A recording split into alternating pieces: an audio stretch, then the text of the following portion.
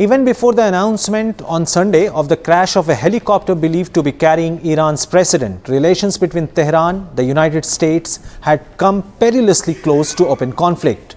The United States has had no diplomatic relations with Iran since 1979, and discussions are often conducted through intermediaries and back channels.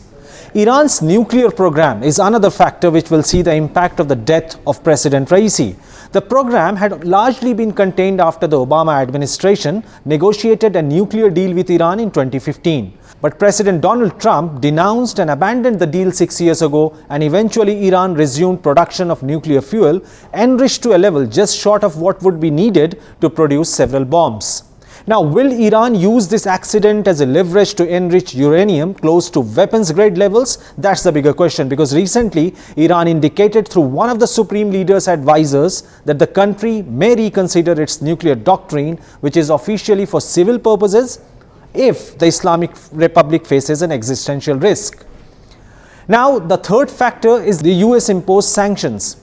United States has always expressed its reservation when Iranian President visited Pakistan recently and he spoke about building gas pipeline. The states had cautioned Pakistan for going ahead with this project. United States had similar suggestion for India, as just a week ago, India had also signed the agreement with Iran to manage the Chabahar port. Now, what will happen to the US-Iran back channel talks for regional de-escalation?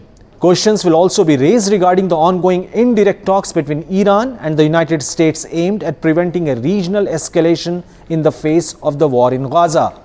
Just last week, senior American and Iranian officials held talks through intermediaries in Oman, the first such conversations since Iran launched a retaliatory attack on Israel with hundreds of missiles and drones last month.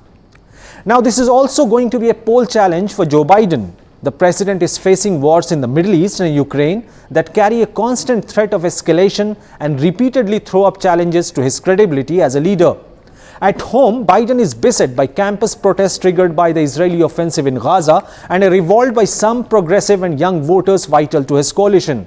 At this juncture, Biden would not like to have any other escalation due to death of Ebrahim Raisi and Foreign Minister Amir-Abdollahian.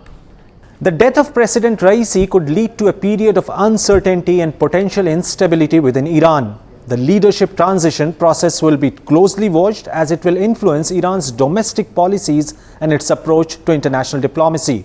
The new leadership's stance on key issues such as the nuclear program, relations with Israel, and the interactions with the United States will be critical in shaping the future geopolitical landscape.